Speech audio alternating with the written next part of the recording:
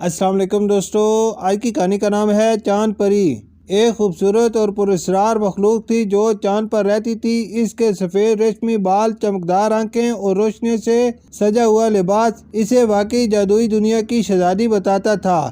چاند پری چاند کی سب سے اونچی پہاڑی پر رہتی اور رات کو زمین کو دیکھتی رہتی۔ اسے زمین پر بچوں کی ہنسی اور خوشی کی آوازیں بہت پسند تھی، لیکن اس نے کبھی زمین پر قدم نہیں رکھا تھا۔ چاند پری کا سب سے بہترین دوست ایک چھوٹا ستارہ تھا جسے وہ پیار سے جھلمل کہتی تھی۔ جھلمل اسے ہر رات زمین کی کہانیاں سناتا تھا کہ کس طرح زمین پر درخت، پھول، ندیاں اور پہاڑ ہیں جہاں انسان اپنی زندگی گزارتے ہیں۔ چاند پری کا دل کرتا کہ وہ بھی ان چیزوں کو دیکھے اور بچوں کے ساتھ وقت گزارے۔ ایک رات چاند پری نے جھلمل سے کہا، میرا دل چاہتا ہے کہ میں زمین پر جاؤں اور ان خوبصورت بچوں سے ملوں جن کے بارے میں تم نے اتنی کہانیاں سنائی ہیں۔ جھلمل نے جواب دیا، یہ تو مشکل ہے لیکن میں تمہارے ساتھ ہوں۔ اگر تم زمین پر جانا چاہتی ہو تو ہمیں مل کر کوئی طریقہ ڈھونڈنا ہوگا۔ چاند پری اور جھلمل نے مل کر منصوبہ بنایا۔ انہوں نے رات کے وقت ایک جادوئی پھول سے نرم روشنی کی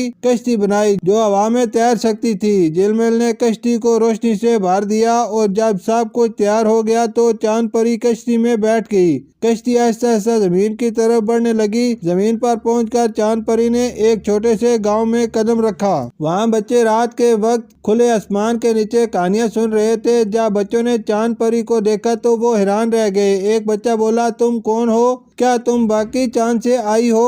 چاند پری مسکرا کر بولی، ہاں میں چاند پری ہوں اور چاند سے تم لوگوں سے ملنے آئی ہوں۔ بچے حیرت اور خوشی سے چاند پری کے گرد جمع ہو گئے۔ وہ سب اسے اپنے کھیل دکھانے لگے اور اپنی پسندیدہ کہانیاں سنانے لگے۔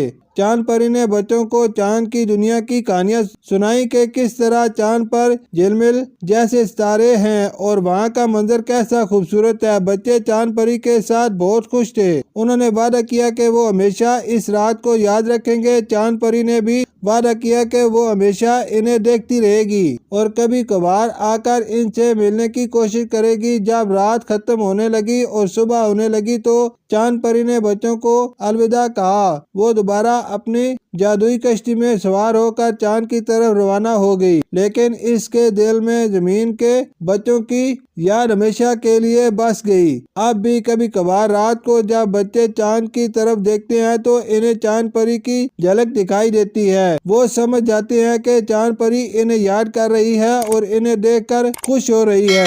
شکریہ۔